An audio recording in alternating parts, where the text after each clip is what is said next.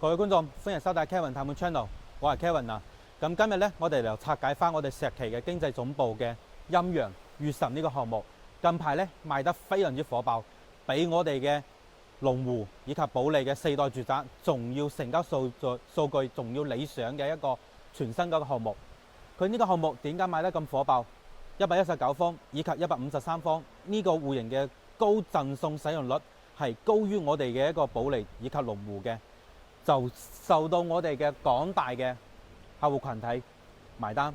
咁呢個項目呢，今日同大家拆解翻佢嘅一個戶型嘅一個拆解啦，以及採光、通風、私隱性以及活動嘅一個政策，現時在賣嘅流動同埋一個戶型啦。好啦，咁我哋會一陣呢就入到我哋嘅一個售樓部入邊，同埋我哋嘅園林以及示範單位，同大家一一拍攝翻。OK， 事不宜遲，即時開片。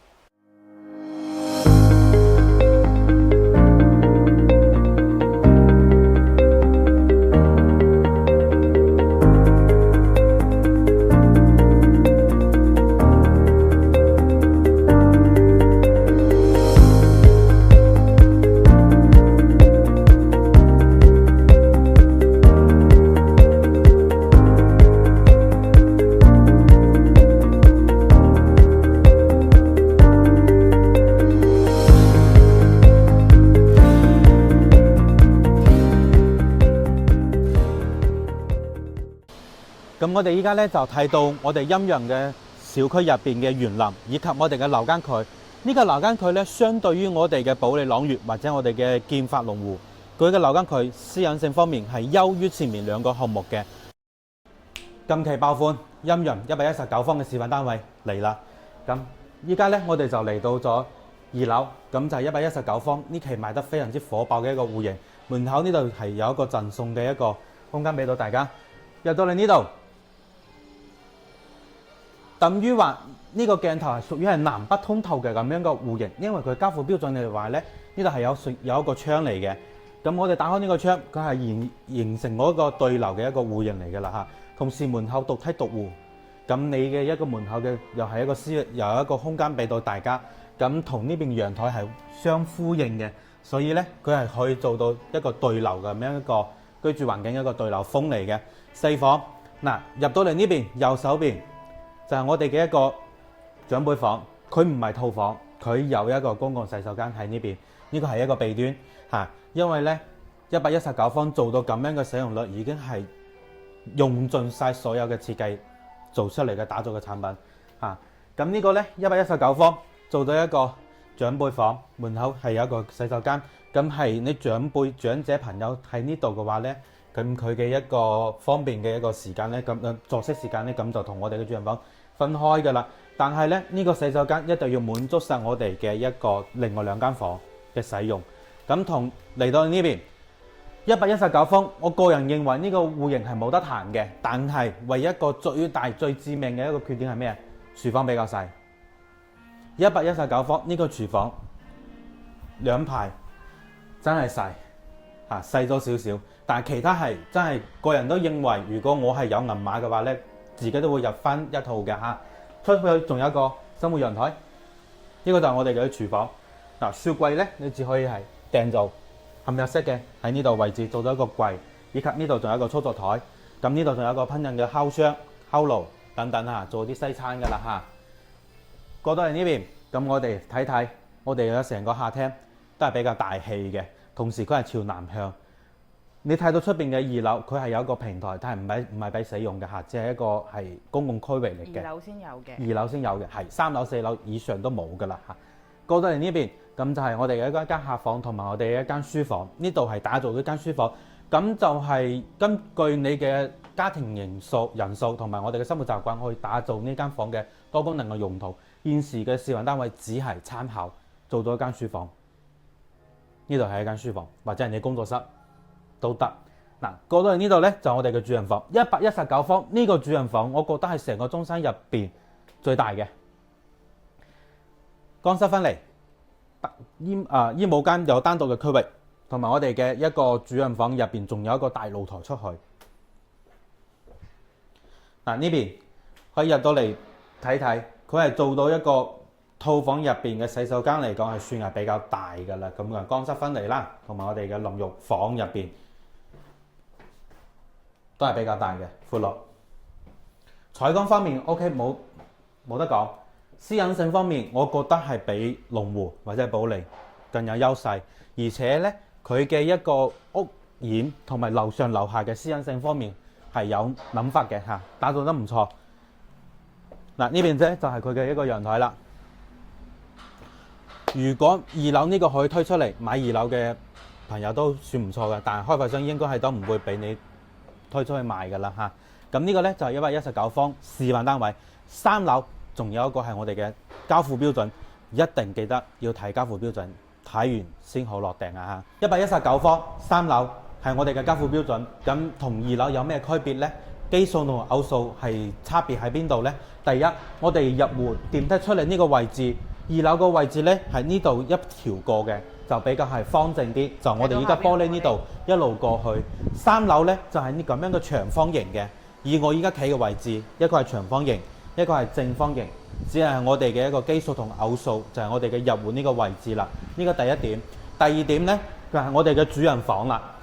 主人房呢個位置，個人認為2樓嘅嗰個位置嘅主人房會好用過3樓嘅一個基數同偶數嚇。點解呢？區別喺邊度？嗱，2樓嘅主人房佢嘅陽台係喺我哋嘅南向嘅，即係例如話我哋呢度出去，呢度係仲有一個陽台嘅。咁我哋嘅衣帽間呢，就係可以做到2排㗎啦。衣帽間方面呢，就會比較大啲，就係我哋嘅呢兩邊就可以做啲衣帽間就比較大啲。呢邊就我哋嘅休息區，但係3樓呢度佢嘅陽台係喺呢個位置，同樣佢呢度仲係隔起嚟，咁你出邊嗰個位置咧又唔可以封起嚟，咁你有啲灰塵啊要清潔嗰陣時就好麻煩啦嚇。咁同樣嘅呢個位置，衣帽間方面又細咗啲啦。咁2樓同3樓基數同偶數嘅區別係就喺呢度啦。唔知大家係中意基數同埋偶數呢？咁評論區我哋歡迎大家嚟探討下啦。咁我哋依家睇到嘅呢，就我哋153方呢一座嘅一個1樓嘅大堂嘅標準。咁嚟到呢邊呢，可以睇到我哋嘅私宴廳嚟嘅。咁入邊呢，就配置，例如話你如果係有啲家庭聚會啊，或者係小朋友嘅生日 party 啊，或者自己想搞啲聚會嘅一個活動嘅話呢，咁嚟到呢度可以滿足晒你嘅所有嘅日常嘅一個休閒娛樂。呢邊咧我哋嘅餐台，嗱呢個有我哋嘅烹飪嘅一個廚房，係可以提供俾我哋嘅一個業主們咁嘅一個聚餐嘅一個操作嘅一個工作室。咁嚟到呢邊，咁係有我哋嘅一個洗手間，以及我哋呢度仲有一個茶室，可以喺呢度傾下偈啊，或者係我哋呢邊砌下長城啊，呢個都係好方便嘅啦嚇。咁以及咧一張台唔夠坐，我哋入邊呢度仲有呢邊仲有咧，我哋另外一個大嘅一個套間都係一樣嘅。咁如果你想要有呢啲活動嘅場所嘅話咧，可以私聊我哋嘅管家啦嚇。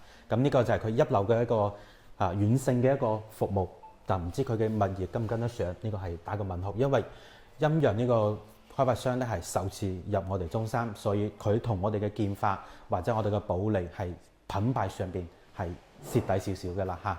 咁我哋再去拍攝其他啦。各位觀眾，咁我哋依家咧就嚟到咗我哋御膳153方嘅示範單位，咁樣嘅場景會唔會俾到你想入住嘅一個感覺呢？咁樣嘅打造，你會唔會中意呢？無論咁樣嘅打造，你中意與否，呢個空間係擺喺度嘅。電梯出嚟有30幾個方，係完全贈送俾你嘅。咁嚟到我哋呢個示範單位嘅場景佈置入邊呢，就俾到你係比較有一個溫馨感嘅奶油風格嘅一個示範單位啦。咁如果你嚟呢度睇示範單位，一定要求睇埋3樓，3樓係你嘅交付標準嚟嘅。現場嘅所有嘅擺設，佢係有些少有軌道，但係軌道唔會特別大。例如話呢，我哋呢邊入到嚟呢個位置嘅一間房，呢間房係打造長輩房。實際上佢交付嗰陣時呢，呢幅牆係直嘅。咁依家現時佢呢度打造咗一個衣櫃，做咗一個坡道。喺我哋廣東人嘅風水習慣嚟講呢，如果正常做個衣櫃，呢個位置係一個方嘅，呢個係有棱有角，對住呢個門口，對住主人房係煞氣比較重，所以呢，佢係做咗一個半弧式嘅一個咁樣嘅設計，嚟滿足我哋廣東中山或者係香港嘅朋友仔嘅一個風俗風水嘅一個習慣嚟㗎啦嚇。咁同樣嘅呢邊嘅示範單位嚟講，呢度係2樓有個採光，我哋可以睇到出邊有一個係露台，得2樓先有，但係咧唔係俾你使用嘅嚇，就屬於一個公共空間嚟嘅。但係你而家睇得到係得2樓先有嘅嚇。咁呢個長輩房嚟講，佢係一間套房，咁你嘅生活休息嘅一個習慣咧，同我哋主人家咧就有一個錯開，就唔會有一個干擾啦嚇。咁嚟到呢邊。我哋呢個位置做咗一個6人台嘅一個食飯嘅一個空間。咁廚房出到嚟呢邊嚇，佢呢個係同我哋示範單位上邊嘅交付標準係冇咩改變，只係做咗原裝嘅一個設計嘅一個包裝，包括我哋呢個用嘅一個木櫃嘅一個材色啊，同埋我哋嘅咖啡嘅一個操作台啊等等嘅嚇。呢個係一個櫃嚟嘅嚇。咁嚟到呢邊呢，嗱同樣嘅。呢個位置出到嚟，嚟鏡頭，安靜嚟俾個鏡頭。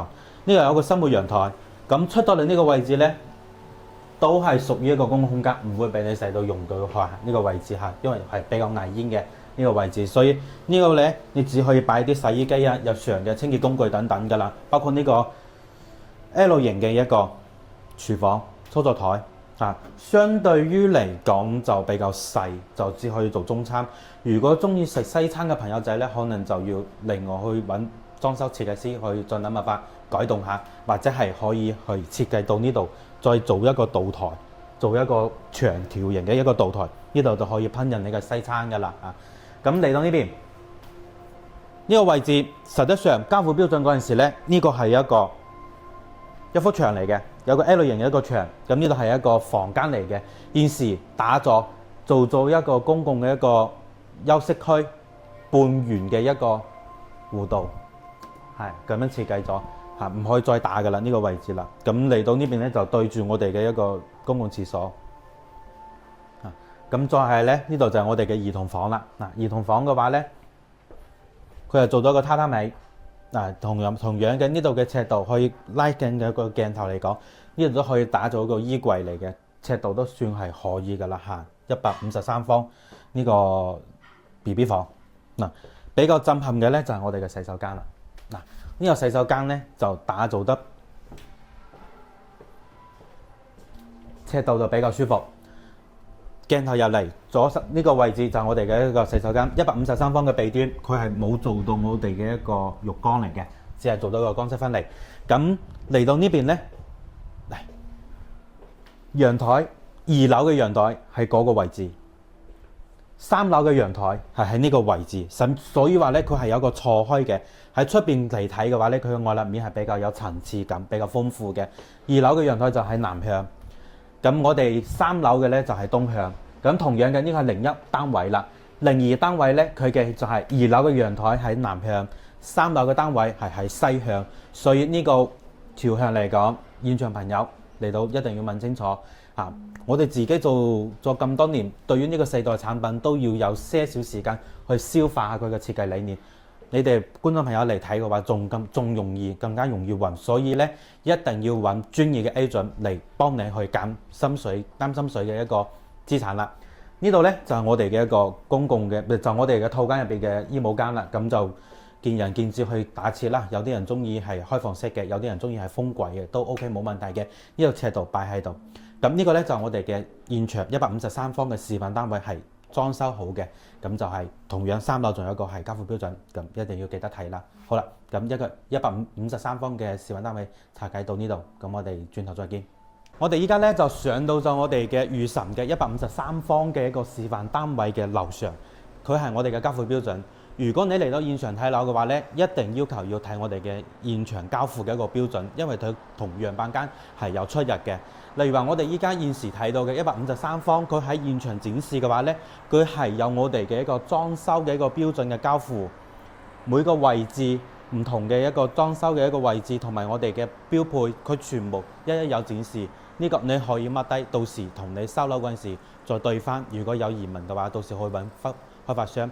咁嚟到我哋呢度咧，睇我哋示範單位啦。嗱，我哋依家可以俾個鏡頭，佢電梯出嚟呢個位置，成個一個大嘅一個露台係完全贈送嘅，所以佢嘅高贈送嘅使用率可以去到145%。比我哋嘅龍湖劍法同埋我哋嘅保利朗月都仲要高，係多於呢個位置。佢係有基數同偶數層，就有唔同嘅嚇，即係有唔同嘅一個大細嘅尺寸。咁嚟到係獨梯獨戶，等於話我哋呢邊嘅01呢個戶型咧出嚟咧，呢個空間完全係屬於你自己嘅。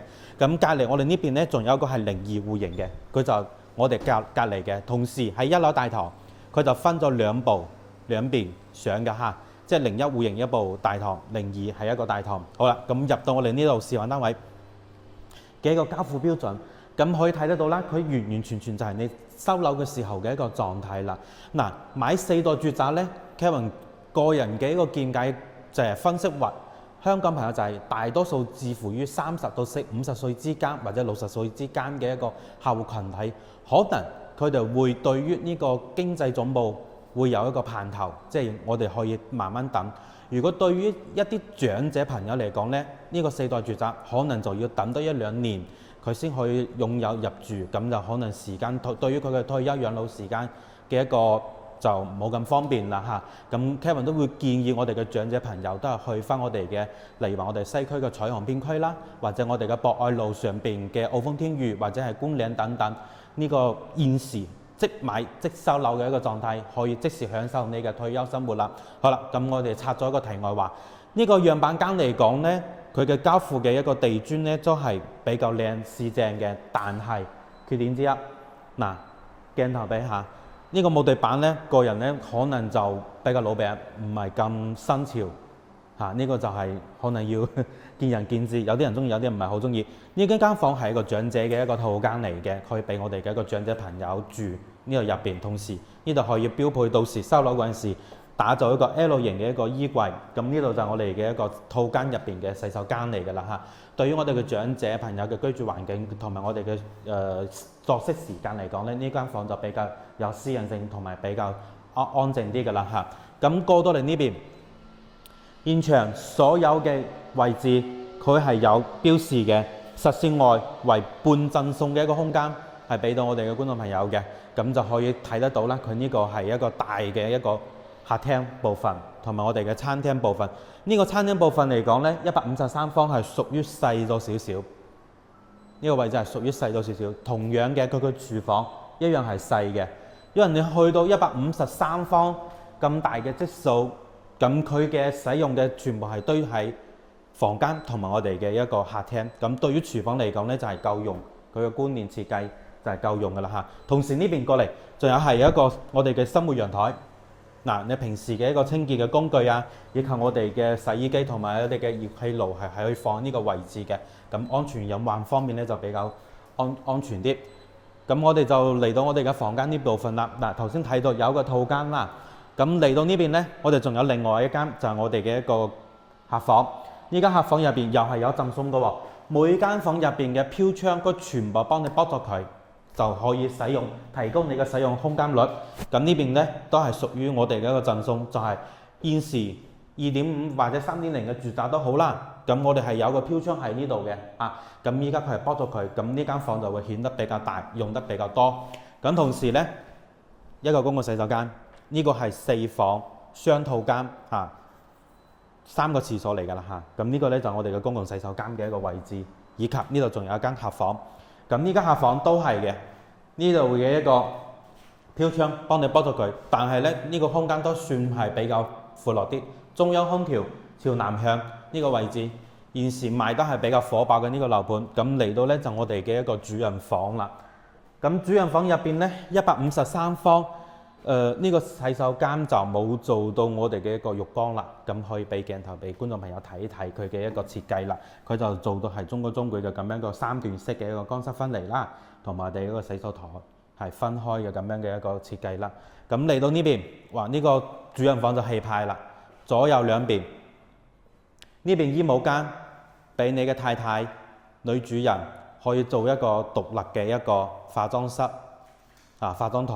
嗱，呢度一個空間係比較大，呢度目測都有10幾個方㗎嚇，呢個位置啊。咁如果係衣櫃多嘅話咧，你衣服多嘅話咧，可以做2排嘅衣櫃。嗱，呢邊一排，呢邊一排，中間咧可以做一個化妝台。咁我哋嘅休息區咧就喺呢邊，休息區喺呢邊。如果係想買呢個戶型嘅朋友呢，我係建議到時你收樓之後呢，可以如果唔中意呢個地板嘅顏色，可以將佢換咗佢嘅嚇。咁仲有嘅，講完優點，講下佢嘅缺點啦。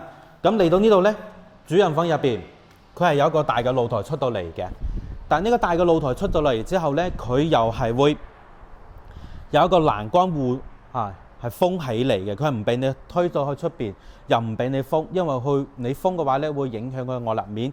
但係如果係咁封嘅話呢，你出邊呢個空間呢，咁你打颱風、落雨、灰塵，你係好難清潔嘅。